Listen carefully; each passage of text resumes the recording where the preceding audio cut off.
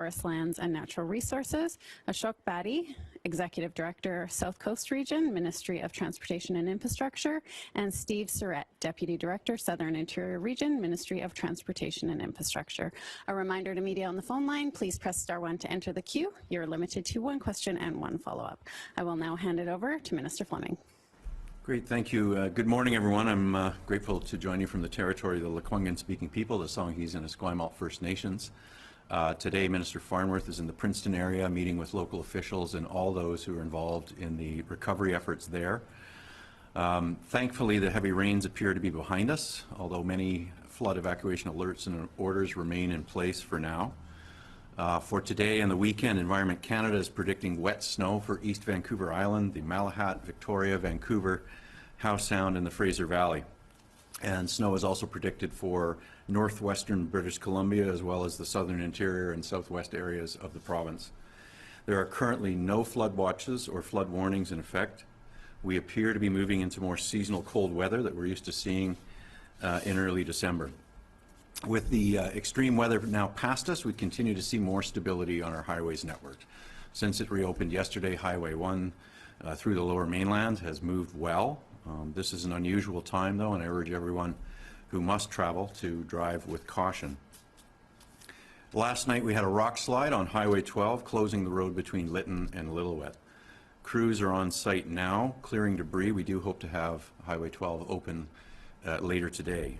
Highway 99 between Pemberton and Lillooet will remain closed today as a result of a slide that occurred Wednesday evening. Fortunately, all the other routes that are open in some capacity are operating well. That includes Highway 3 east of Princeton, where floodwaters have now receded, allowing that route to resume to two-way traffic. Since the first storms hit almost 3 weeks ago, British Columbians have been doing the right thing. They've been making the right choices that put their communities first, whether that's reducing fuel use or avoiding driving on roads impacted by weather or moderating their purchases. When we were working to get supply chains up and running, it's been a collective effort by our people in an extraordinary time. But we can't let up. We're not out of the woods yet. Every day sees us closer to getting through the immediate crisis so that we can focus on recovery. I'd like to touch briefly on our supply chain and our ongoing focus to ensure that the products people rely on are getting to where they need to be. Yesterday, I met with representatives from the trucking sector as well as others involved in the supply chain logistics of our province. I met to hear directly from those companies on the ground. It was primarily a listening exercise. We asked what we're doing well as a province, what we can do better, and how government can best support the people and companies who are moving goods to communities around BC. Between Highway 3, our lone commercial truck route to the interior, and the detours that are available now through Washington State, we've now seen over 10,000 trucks move products around our province. CP Rail has been moving freight. CN is working toward a mainline reopening between Kamloops and Vancouver, expected this weekend. Airlines have continued to increase their cargo flights, and together this has made a tremendous difference. Because at the end of the day, it's the efforts of people I've just mentioned who benefit the most when the shelves of their local stores are fully stocked.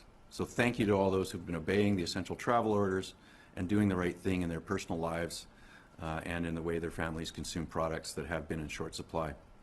From repairing roadways to finding creative ways to move products, this has truly been a remarkable effort by thousands and thousands of people. It has involved the unprecedented coordination between Indigenous First Nations governments, the federal and provincial governments, and local governments. Hundreds of companies have been involved, as well as labor groups. Everyone has pulled together for the common good, and it's been very, very special to witness this happen.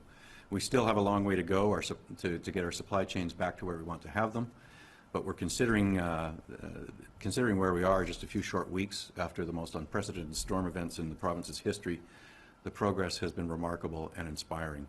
And I would now like to introduce the Minister of Agriculture, Lana Popham, to provide an update.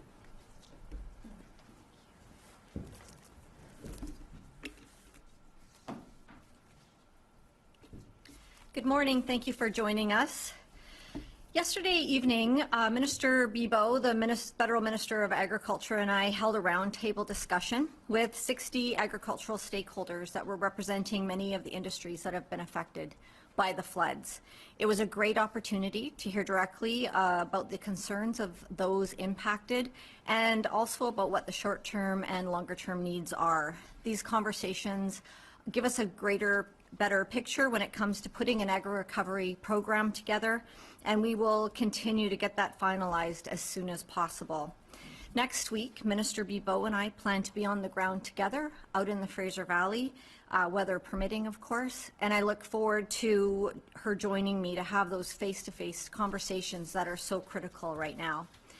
As I mentioned yesterday, as the waters recede, we can get a better picture of mortalities and how it may affect production. Our hearts continue to be with the folks that are struggling with the very difficult situations that are happening right now. But last night we heard from Harvey Sasaki, the chair of the BC Chicken Marketing Board. He noted that we had 61 poultry premises within the evacuation zone, and amazingly, 97% of the laying chickens survived. We're seeing stories like that come out now. We might have been hearing about turkey shortages possibilities, but I can assure you that only 2% of the annual provincial production has been lost. And I think this bodes well as we head towards some holiday meals together. I'd like to recognize the collective efforts of all the poultry industry in pulling together and helping one another, as we've seen in other industries. I got a bit of good news this morning coming out of the Sumas Prairie. One poultry farm, Orania Farms, has finished clearing and sanitizing 2 of their large poultry barns. Fresh shavings have been laid, and they're expecting new chicks to be delivered on Monday. I'd just like to give them a huge shout out for all of the work they've been doing. They've been working around the clock. I also got some good news from the dairy industry this morning. 98% of cows from the Sumas Prairie survived the flood. This is really due to farmers working together and communities making sure that they had those farmers' backs.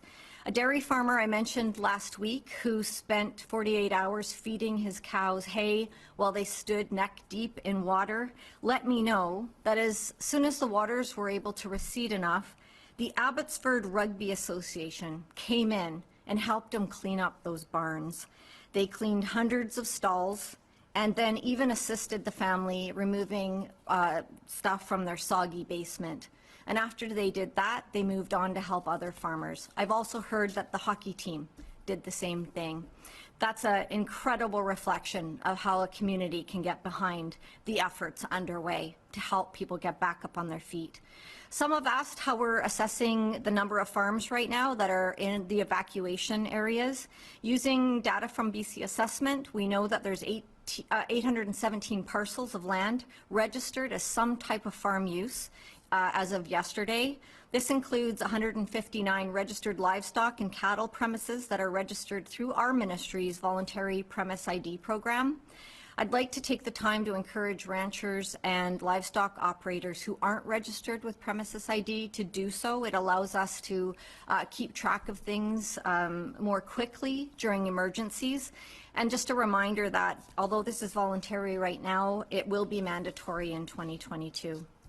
Just to end off today, we know that these are stressful times, and we heard more stories at our roundtable last night with the federal minister. Minister Bibeau mentioned that she was expecting to hear a lot of sadness and despair, but what she heard was strength and commitment across the board. Farmers and associations made sure that she knew they were resilient. I wasn't surprised to hear that. Those are the farmers that I know and have grown to love over the years, and I couldn't have been more proud of them at that table last night. Thank you. Thank you, Minister. I would like to note that we are joined by Peter Brock, Executive Director of Emergency Management BC, for any questions that may apply. As a final reminder to any media on the phone line, please press *1 to enter the queue. First question today is from Kristen Robinson, Global News. Thank you. Our first question is for Minister Fleming. What are the timelines on rebuilding Highway 8 from Merritt to Spence's Bridge, the Coquihalla from Hope to Merritt, and Highway 1 between Highway 11 and Spence's Bridge? How much is this going to cost, and where does the money come from? And our second question is for Minister Popham. I realize you just said that it sounds like not many BC turkeys perished in the floods. people are still seeing that the price of frozen turkey has increased in a big way. Just if you can comment again on the latest on turkey shortages and how might prices be affected in our province.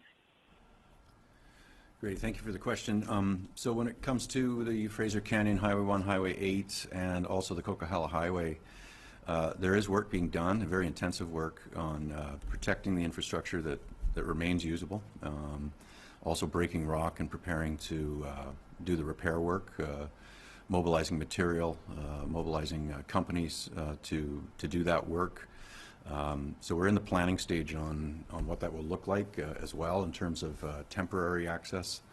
We'll have more updates and a better idea of costs as we do more of the engineering assessments on what the full recovery looks like. We've talked in these briefings about the principle of build back better and climate adaptation for the age of extreme weather events that we're now in, and those are discussions that we're having with our federal counterparts as well as it relates to disaster financial assistance that the Prime Minister has discussed with our Premier about providing resources for our recovery too. So we don't have costs right now, but in terms of reestablishing access in areas of the Fraser Canyon, I can say that we have been working with communities like Cook's Ferry and the Shaken First Nations to try and preserve property. Our crews were able to save a house by putting in riprap to protect it from floodwaters.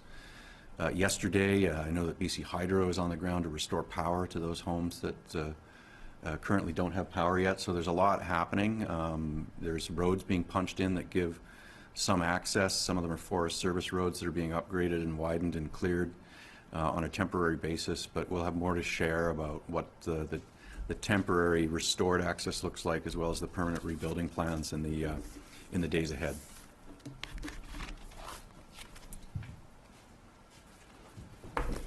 Thank you for the question about turkeys. So 98% of our turkey supply is still intact. I am in contact with Kevin Klippenstein. He's the chair of the BC Turkey Marketing Board. But we are going to see some prices reflected around the complications of transport. And so unfortunately, it's taking longer to get things to where they're needed, and that's costing the trucking industry more. It's an unfortunate complication when we see a disruption like this, but hopefully we'll see in the new year, as things get more streamlined, that those costs will adjust. Kristen, do you have a follow-up? Yes, thank you. Just back to Minister Fleming on the costs. Is it fair to say that we're facing some substantial costs for these highway rebuilds? We're seeing on the RFQs that the projects being applied for are between 20 to 50 million or greater than 50 million. Yes, it is fair to say that it will be very significantly expensive to rebuild our infrastructure and to build it to a higher, more resilient standard. But I don't have numbers about what the entire scale of damage is to all of our infrastructure. In the case of the Coquihalla, there's about 130 kilometers of corridor that are affected, and entire sections that are broken that engineering teams are working on providing a temporary reuse plan on right now. Don't have costs for doing that, but as I've said before, we're not sparing any resources on the efforts necessary to get highway infrastructure in every part of the province that's experienced and sustained damage functioning again. Next question is from Mira Baines, CBC.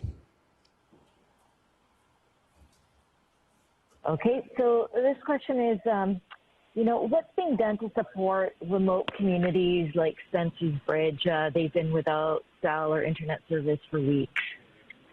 Yeah, so we're getting utility companies in to restore services like that. We are providing materials that will protect from the recent storm events and perhaps future storm events to keep that community from sustaining any further damage. We're working on road access with the Ministry of Forests and others. We've got road maintenance contractors in there. There are some communities where, because the rivers have changed, they're accessible by boat now. We're using helicopter and air support to get supplies into some of the most remote communities that right now don't have road access. But most importantly, we're coordinating with regional districts and First Nations government on what the plans will look like for restoring access, restoring road access to connect to other communities and to rebuild the infrastructure that we've lost. Mira, do you have a follow-up? Yes. Has anyone been turned around or fined yet for not traveling for essential reasons? And if yes, how many tickets have been issued so far? I don't have that data. To my knowledge, I know there has been increased enforcement on the Highway 3, and what we heard clearly from the trucking industry yesterday was they appreciate that. The industry and those representing drivers and the BC Trucking Association are working with our ministry to promote safety and driving to conditions on a highway that many drivers are unfamiliar with. That conversation also was about making the difficult job of transporting goods in BC better for those who are working in that industry. You know, we need more rest stops. It takes twice as long to get from Surrey to Karamias right now than it normally would.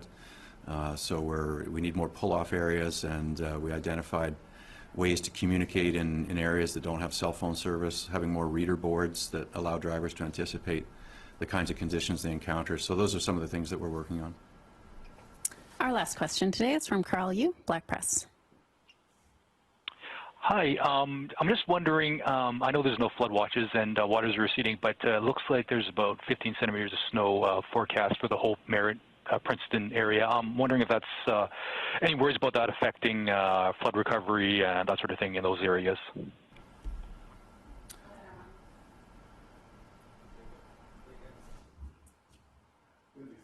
Go ahead, Armel. Hi, thank you for the question. Yeah, we are definitely anticipating snow in two different moments. One is going to be tonight into Saturday morning. We've got a snowfall warning for Hope, and the Coquihalla and Allison Pass could see up to 15 centimeters. And then we are also looking at deeper into the weekend, into Monday morning, where another system is sliding down the coast. We're now into a northwesterly flow, so snow is also likely, and perhaps even down to sea level. So definitely, without question, winter tires shifting into winter right now, following Drive BC for the conditions where you are, both on the island, on the south coast, and into the interior, will be crucial for the next few days. Carl, do you have a follow-up? Yeah, I'm just wondering though, like, will that accumulations of snow sort of affect flood situation, especially in the Hope, Merritt, Princeton area? Go ahead, Armel. Yeah, my understanding from River Forecast Center and the briefings that we've been giving to various Emergency Management BC regional offices is that the cooler conditions are actually helpful in stabilizing the environment, and that we are seeing the conditions ameliorate. But certainly a question for Andrew Giles and the River Forecast Center in terms of the flooding piece. Go ahead, Andrew. Yes, indeed. Those cooler temperatures do help to reduce the inflow to some of those already affected river systems. And we'll see with the cooler temperatures, reduced melting of snowpack in the mid to high elevations. And also the sustained freezing temperatures in the interior of BC will help to reduce the water levels on the Fraser, which will help water to be drained more quickly from the Sumas Prairie. That concludes today's information update. Please note our next scheduled update is Monday, December 6th.